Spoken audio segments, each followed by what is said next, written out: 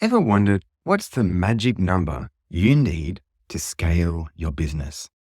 Well, conversion rate is a really important metric. You should aim for 70%, give or take 5%. Now, here's why. Well, conversion rate is the percentage of quotes that you send out that turn into booked jobs. So it's successful conversions. But that's not always the full picture.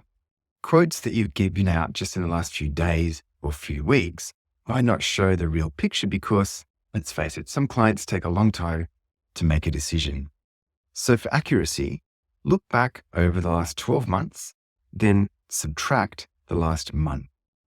Now, if your conversion rate is soaring at around 95%, you're probably selling yourself short, missing out on profit.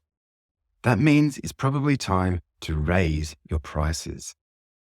But on the other hand, if your conversion rate is down around 30, 40, or 50%, that's a red flag.